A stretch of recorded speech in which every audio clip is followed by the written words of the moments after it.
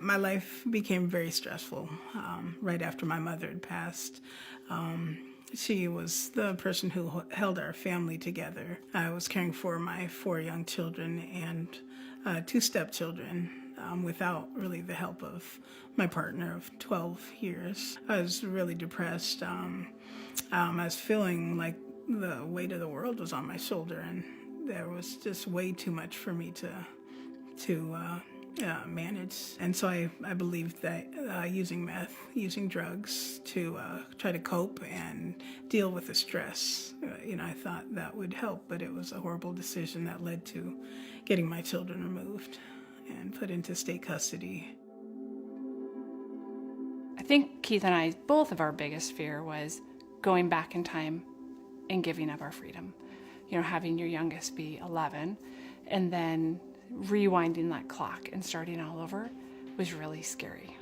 We knew we had the capacity to love, but to give of ourselves in that way when both of our careers were in overdrive, we didn't know how all of that would balance out. For whatever reason, this is what we were called to do, and we're going to put one foot in front of the other and do it in faith.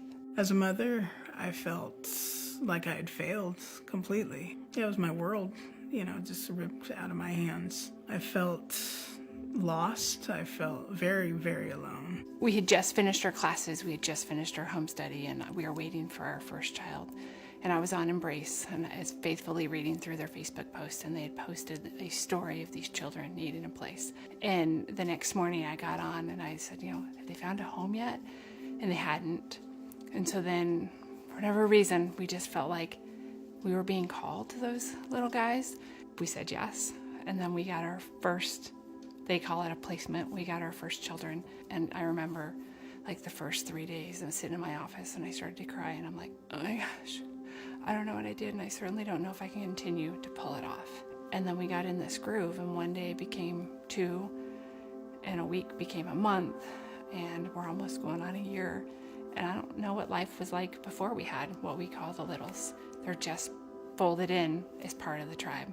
It's terrifying, just the thought of my little girl and my little boy being in the care of complete strangers. Even sending your children to a public school is terrifying, let alone, in foster care. I remember thinking, I would be so scared to know that somebody else had my little ones, and I wanted her to feel like they were safe. So I suggested that maybe we meet just before church at Willamette Park, and she met us.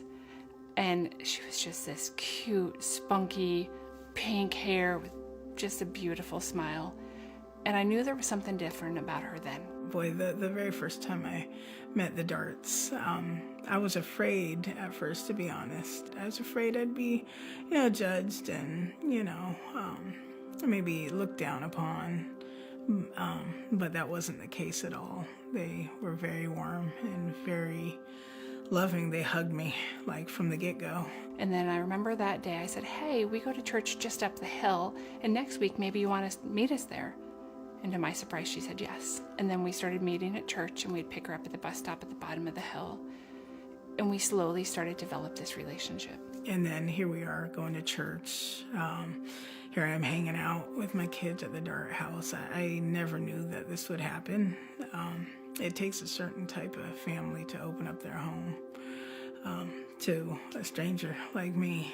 Foster care has taught me to look outside of my very narrow community, that there are so many people that need us. It relieved so much stress, so I could take care of what needed to be done, what the state is requiring me to do, all the classes and the treatments and the groups. And I'm so comforted knowing that my children are in good hands with them. One of the things that I love the most about foster care and bringing these littles into our house is watching the joy that it gives my teenagers, and watch their hearts soften and watch them see things and people through a different light is one of the byproducts that's just beautiful. I'm excited about putting to use everything I've learned along the way, and to reflect that into my children when they come home to me.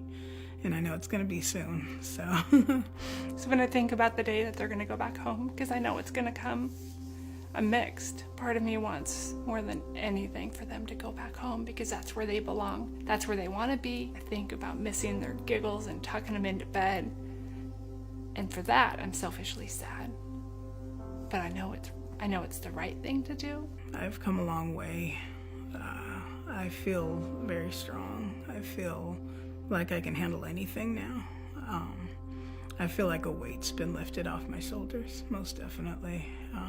And I feel like I can trust people. Keith and I's end goal in this is to help restore the family, to get the children back with their parents and love them well and give them the dignity and respect that they deserve, so that when the time comes for them to go back home, they're going back home to a mom and dad that are more whole and better equipped to love them. It's when you have somebody who genuinely believes in you and is rooting for you, that's when you realize you can